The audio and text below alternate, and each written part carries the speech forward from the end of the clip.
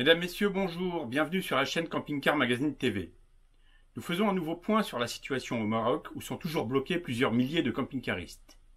Rappelons que 2 bateaux ont rapatrié plusieurs Français à Sète, fin mars et début avril. Un 3e bateau à destination de Gênes a transporté des camping-caristes italiens, allemands et hollandais, mais très peu de Français dans le courant du mois d'avril. 2 autres bateaux sont programmés le 12 et le 16 mai à destination de Sète. Retrouvons donc notre correspondant à Agadir, Émile Verrost, qui nous explique en détail la situation. Bonjour Monsieur Galès. Alors on a appris hier par l'ambassade que des bateaux allaient enfin pouvoir accoster à Tanger Med pour rapatrier essentiellement des camping-caristes français en direction de Sète. Ces bateaux partiront donc normalement le 12 et le 16 mai. Et est-ce que vous avez d'autres nouvelles concernant d'autres bateaux éventuels? Bien, écoutez, bonjour tout le monde. Je voudrais simplement, permettez-moi simplement de vous dire que je ne fais pas ces vidéos pour en tirer une quelconque gloire, parce qu'à mon âge, il y a longtemps que tout ça s'est terminé, mais simplement parce que Camping Car Magazine étant l'un des plus réputés magazines s'occupant de notre communauté, ça me permet de faire en sorte que l'info vous parvienne même dans les coins les plus reculés du Maroc, parce que c'est pas facile que tout le monde soit bien informé, et souvent les gens me font répéter 10 fois la même chose, donc j'aime autant qu'ils puissent le voir et le lire, c'est plus facile. Puis vous n'oublierez pas non plus qu'il y a un forum qui s'appelle Maroc en Camping Car, où chaque jour je fais un point le plus complet possible sur l'évolution des possibilités de retour, et comme ça tout le monde est informé. Donc il y a eu enfin un bateau Tanger Med en direction de Gênes. Il aurait dû normalement s'arrêter aussi à Barcelone, mais ça a été supprimé, les Espagnols l'ayant refusé. Et il a donc pu emmener pas mal de camping-caristes, mais la plupart étaient allemands, suisses, italiens, belges, hollandais, et il n'y avait que 3 Français sur le bateau. Donc, vous voyez, il n'y avait pas grand monde, pour la bonne et simple raison qu'en fait, la plupart des Français qui avaient pris un billet pour ce bateau devaient normalement s'arrêter à Barcelone, mais comme ça a été supprimé, évidemment, ils ne sont pas partis.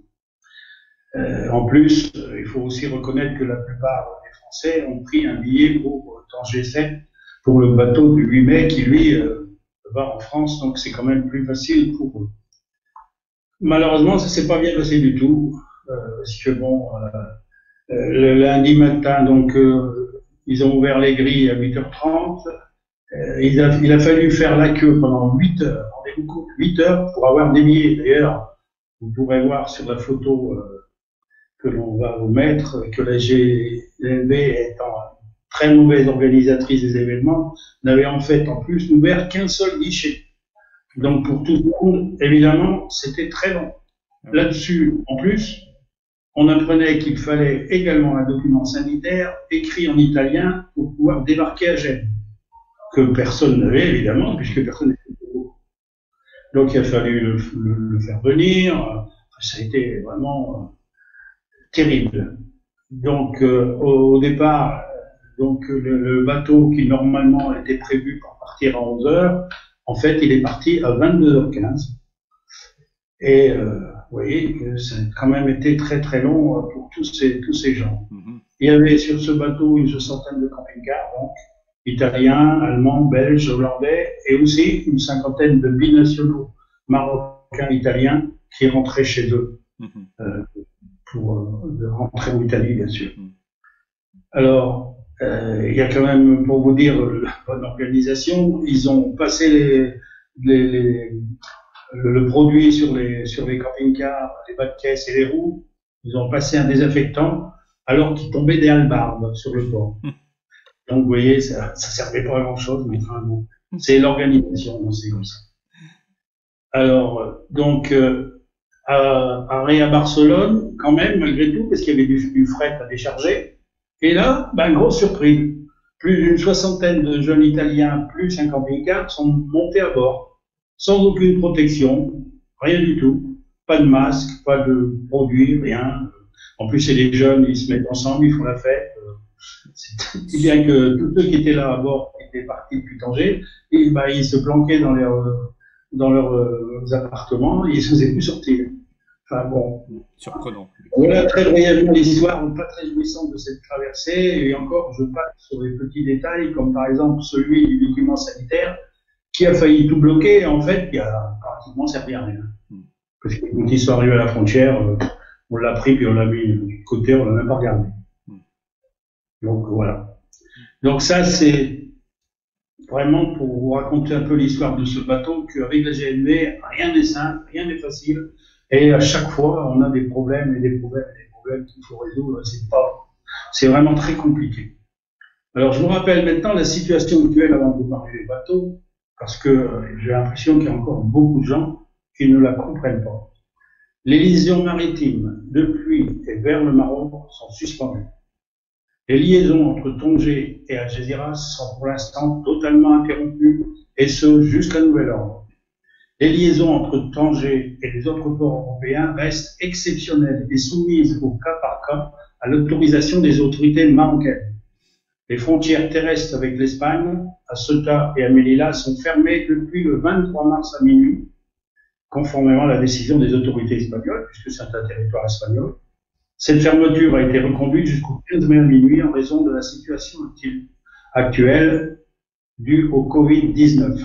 Et elle est susceptible d'être prolongée parce que, surtout à Nador, il y a il y a des quartiers entiers qui ont été fermés parce qu'ils ont des problèmes. Alors, il faut aussi faire attention quand même que ces liaisons sont soumises au cas par cas à l'autorisation des autorités marocaines. C'est-à-dire qu'en aucun cas, même si les bateaux arrivent, rien ne peut assurer que vous allez partir. Ça dépend de si les Marocains donnent l'autorisation ou pas. Alors, il devait y avoir cette semaine, la semaine prochaine exactement, deux bateaux. Un le 5 mai pour Barcelone, qui emmenait tous les Français qui n'avaient pas pu partir le 21, et un autre le 8 mai pour 7. Mais devant le gros problème occasionné par l'embarquement du 21, il est utile de vous dire que ce fut pas facile du tout de faire en sorte que ces bateaux puissent naviguer, et surtout venir à Tanger, échapper.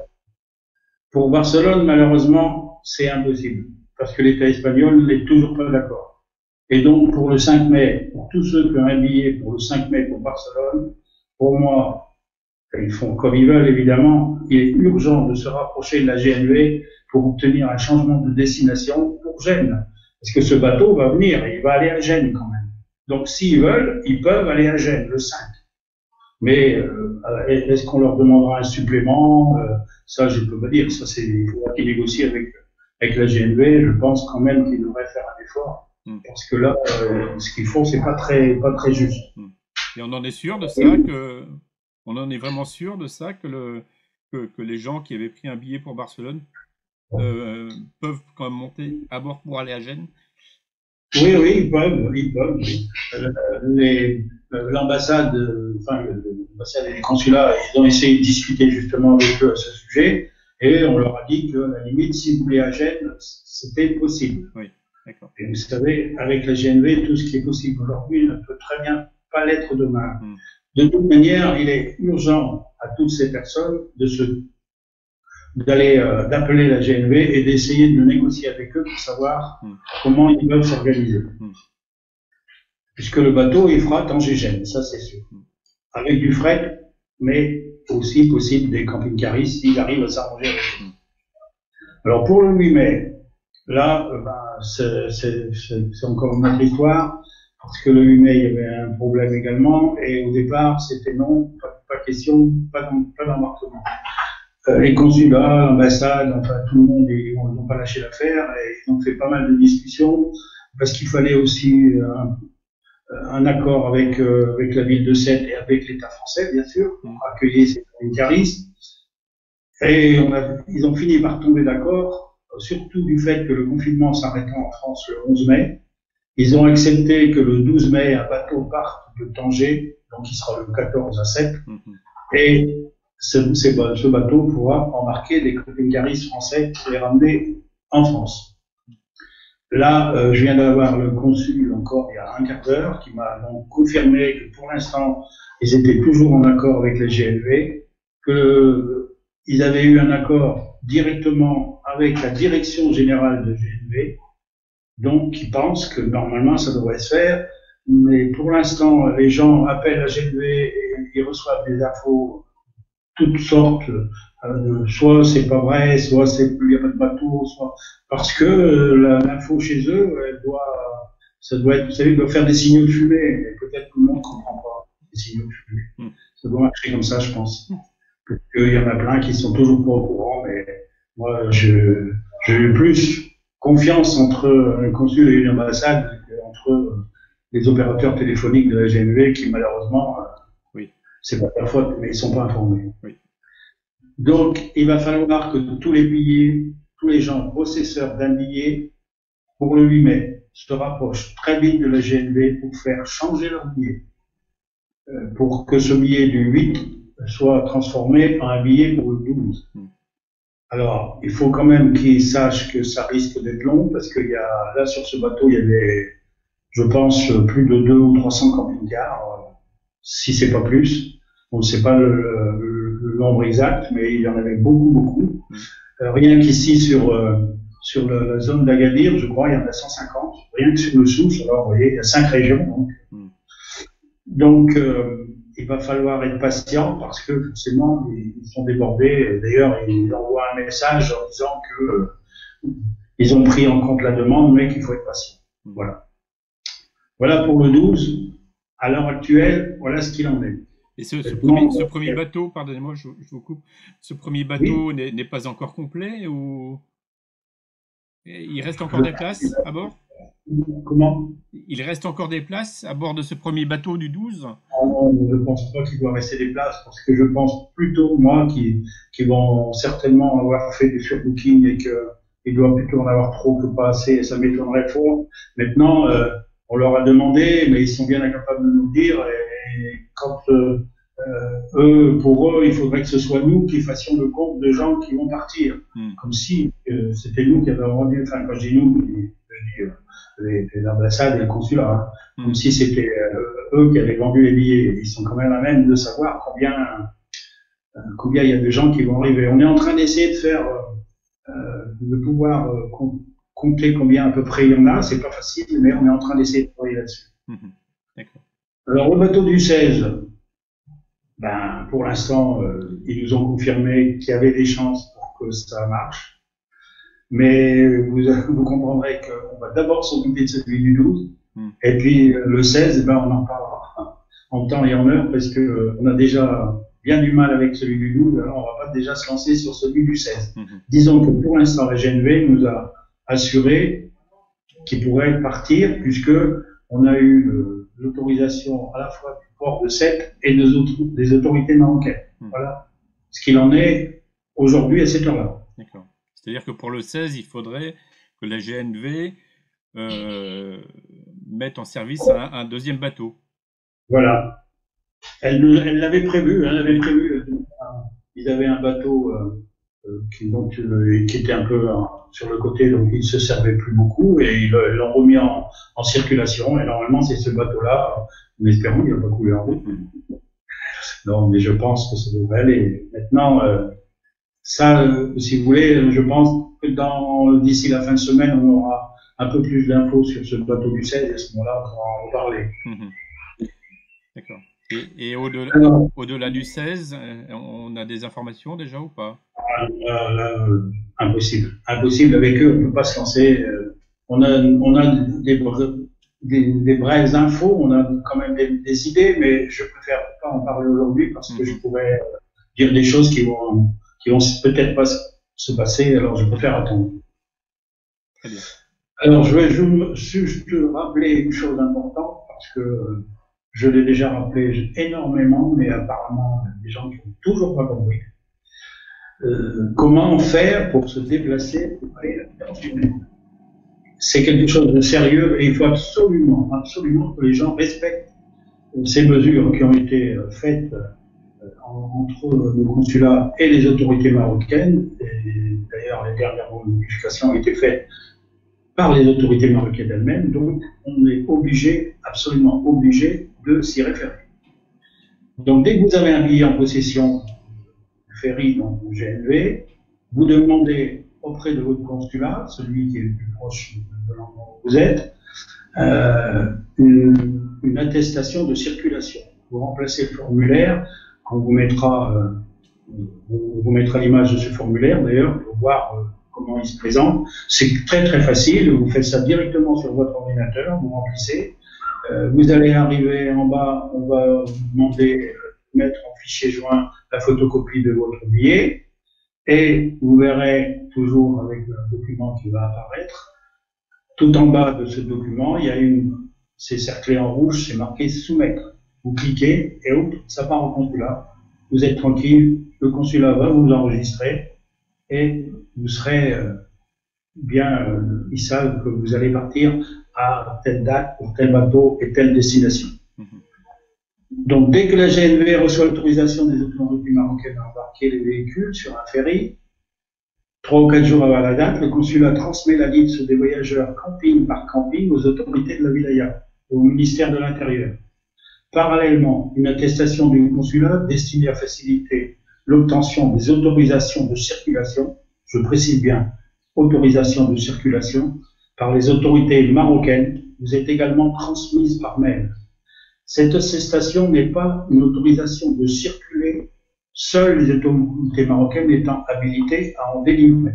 Par contre, sur cette attestation, si vous voulez, ça vous permet, en vous rendant, la wilaya donne ensuite ses instructions aux autorités compétentes, c'est-à-dire suivant les endroits, si c'est des grandes villes, des petites villes, des villages, donc soit au Caïd, soit au Pacha, soit au Chef de Serre, les noms, ça, les campings vous les diront, de délivrer à chacun des voyageurs une autorisation de circulation pour se rendre à Tanger.